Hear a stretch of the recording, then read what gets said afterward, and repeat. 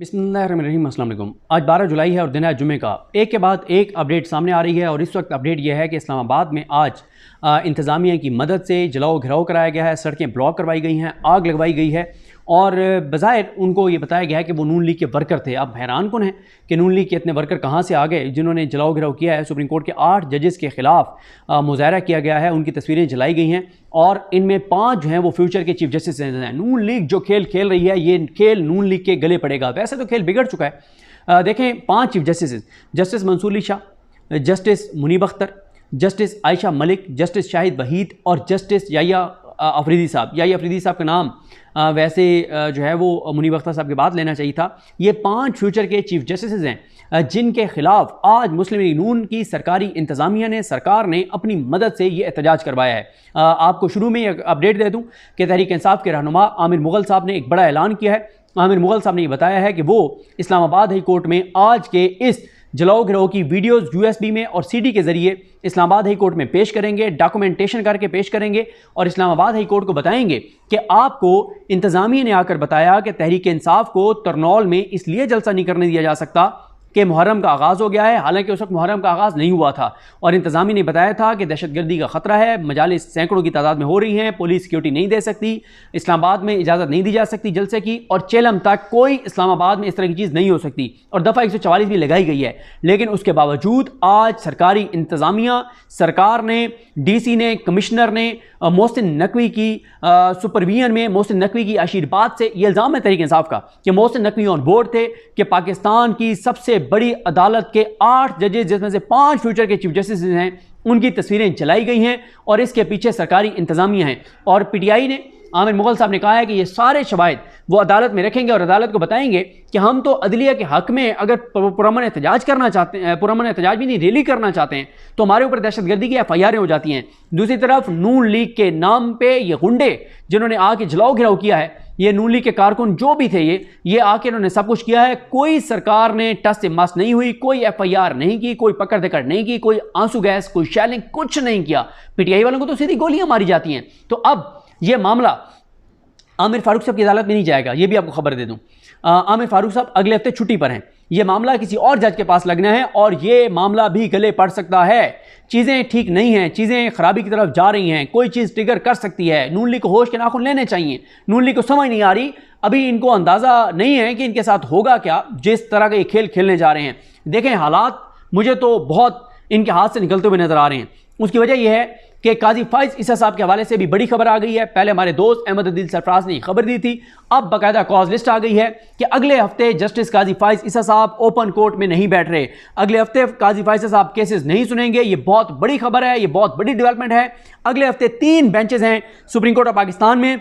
15 जुलाई से 19 जुलाई तक 3 बेंचेस हैं। पूरा हफ्ता जस्टिस काजी फाइज साहब नहीं है और ये 3 बेंचेस कौन से हैं?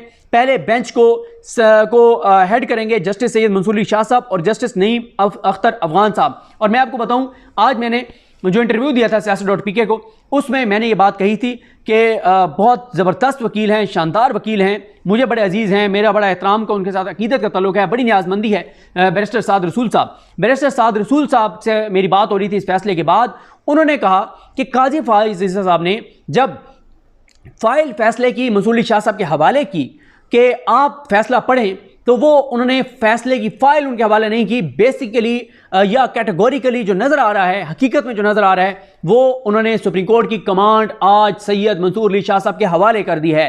काजी साहब इररेलेवेंट हो गए हैं, काजी साहब की गेम ख़त्म है। काजी साहब को अब जो है वो कोई जज उनकी तरफ नहीं देखेगा। तमाम हाई कोर्ट, तमाम जजेस अब मंसूर अली शाह साहब की तरफ देखेंगे और वो उसके बाद फिर ये बात पहले की उन्होंने साद रसूल साहब ने, उसके बाद ये खबर आई कि काजी फाइज साहब बेंच में नहीं बैठ रहे और दूसरा जो बेंच है उस बेंच की सरबराही करेंगे सैयद याहिया अफरीदी साहब, जस्टिस याहिया अफरीदी साहब और उनके साथ हैं अतर मिनल्ला साहब। जो तीसरा बेंच है उसमें जमाल खान मंदोखेल साहब हैं और उनके साथ जस्टिस मलिक शहजाद अहमद खान साहब हैं। ये टोटल 6 जजेस हैं पूरे हफ्ते के लिए। जो कॉज लिस्ट आई है ये बहुत इंपॉर्टेंट है, जजेस का रोस्टर आया है।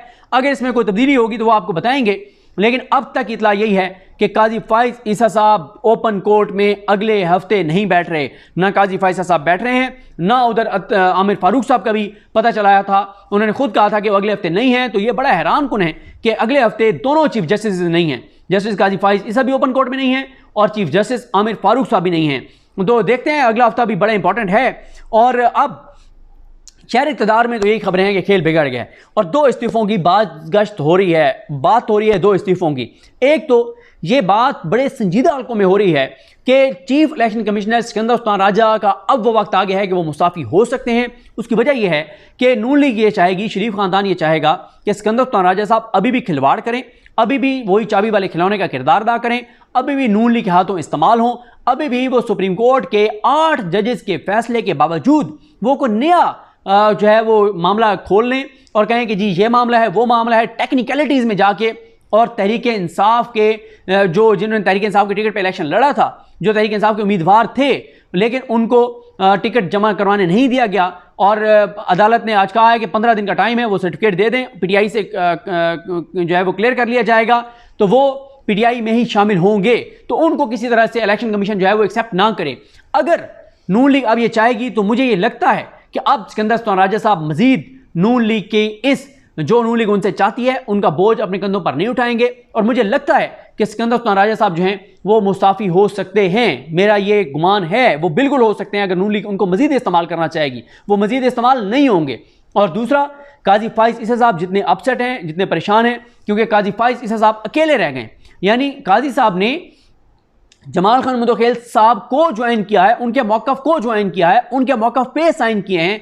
काजी साहब के मौक़िफ़ पे एक जज भी सुप्रीम कोर्ट का नहीं आया।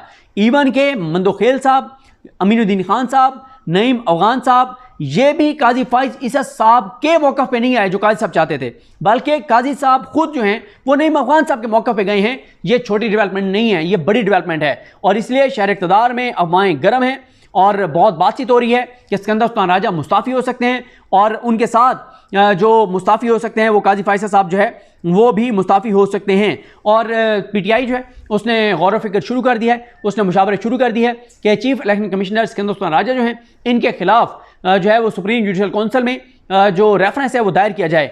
अब अगर सिकंदर सुल्तान राजा साहब के खिलाफ रेफरेंस दायर होता है तो काजी फाइज़ साहब जो हैं वो जो चेयरमैन है सुप्रीम जुडिशल काउंसिल के, जैसे सुप्रीम कोर्ट या हाई कोर्ट के एक जज को फारिग करना होता है, वही प्रोसेस होता है चीफ इलेक्शन कमिश्नर को फारिग करने का।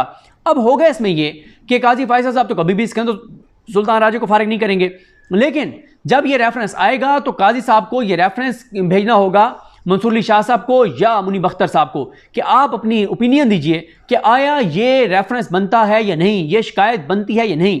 वो अपनी स्ट्रॉन्ग ओपिनियन दे देंगे कि बिल्कुल ये शिकायत बनती है। जब वो स्ट्रॉन्ग ओपिनियन दे देंगे, फिर अगर 3 वोट हो जाते हैं, क्योंकि 2 और मेंबर जो हैं वो आमिर फारूक साहब हैं और आमिर फारूक साहब के साथ जो है वो जस्टिस हाशिम खान काकड़ हैं। अब आमिर फारूक साहब के हवाले से यह है कि आमिर फारूक साहब भी अब देखेंगे मंसूर अली शाह साहब की तरफ, क्योंकि उन्हें पता है कि काजी साहब ने जब रिटायर होना है तो मुझे अगर सुप्रीम कोर्ट में लेके जाना है तो मंसूर अली शाह साहब ने लेके जाना है। तो हो सकता है आमिर फारूक साहब ये इसमें 3 वोट हो जाएं और इन 3 वोटों से अक्सरियत हो जाए 3-2 से, यानी मुनीब अख्तर साहब, मंसूर अली शाह साहब और आमिर फारूक साहब ये कहें कि बिल्कुल शोकॉज करना है सिकंदर सुल्तान राजा को, उनको शोकॉज किया जाए और इस तरह से ये मामला ट्रिगर भी कर सकता है।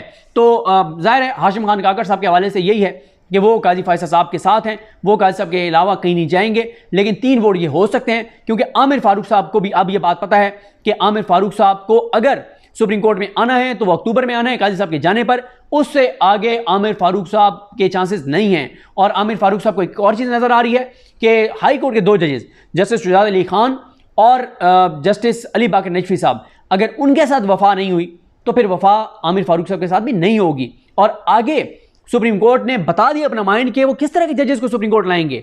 मलिक शहजाद अहमद खान की सोच और अप्रोच के जजेस को सुप्रीम कोर्ट लाया जाएगा, अली बाकर नजफी साहब की सोच के जजेस को नहीं लाया जाएगा। और ये बात आमिर फारूक साहब के लिए बड़ी क्लियर है।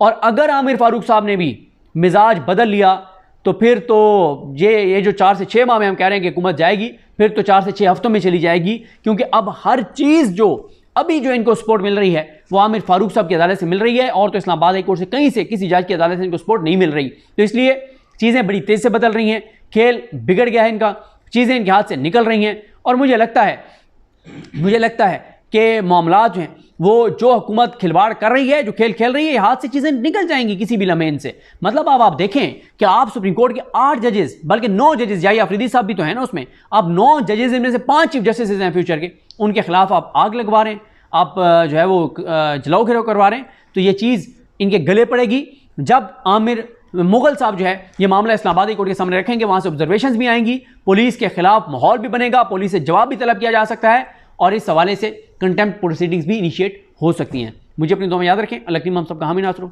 अल्लाह हाफिज़।